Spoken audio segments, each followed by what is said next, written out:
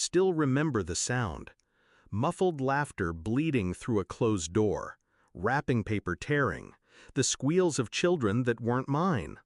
I was standing in the hallway of my parents' house that Christmas Eve, coat still on, my son's mitten in my hand. We'd driven 2 hours in the snow after they'd finally invited us. Just for dessert, there's not enough room for dinner. When I reached for the doorknob to the living room, my mother's voice cut through. "Don't open it, honey. They're doing their gifts now. We'll bring you in when they're done." Behind that door, my sister's kids were opening presents, the ones I'd seen stacked under the tree when we'd walked in. My children sat on the cold hallway floor, quiet, waiting. I stayed silent too. It wasn't always like this. Before the divorce, before I was a burden, my family loved my kids. My ex-husband was their golden boy, wealthy, charming. He knew exactly how to buy their approval. Dinners, vacations, extravagant Christmas gifts. The year we split, the glow faded. Without him, I was the problem, the single mother who took up too much space at the table. The unspoken message was clear: we were an afterthought. I swallowed it, for a while. The first time I noticed it wasn't just thoughtlessness, but something sharper, it was at my sister's birthday. We arrived to find the dining table perfectly set. For 8. My sister, her husband, their kids, my parents, my brother. No extra chairs, no extra plates. "Oh," my sister had said, blinking at us, "we thought you weren't coming.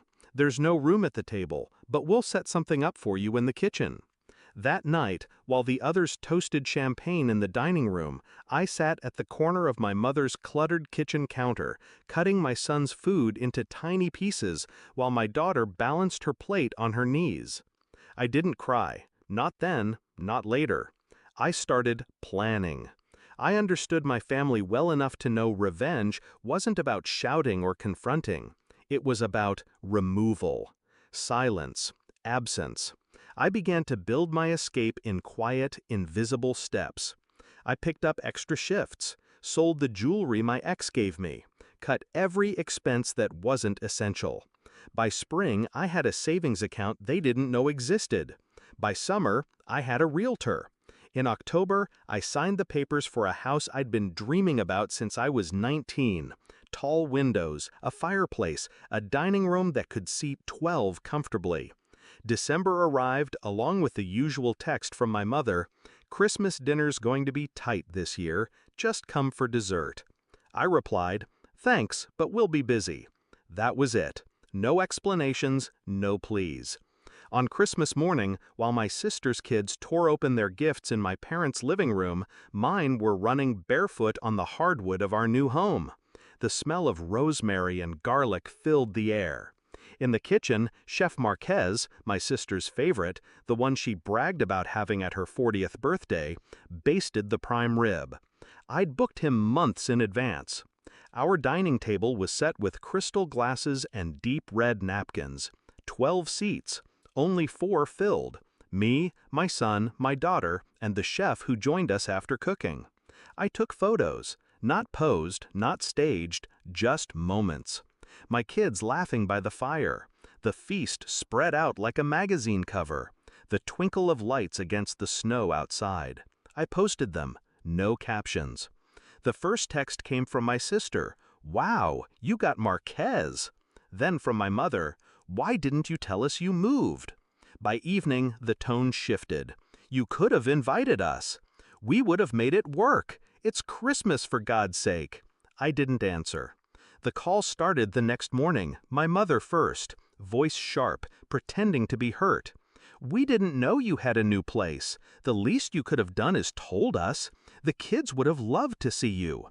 I let the silence stretch until she started to fill it with excuses.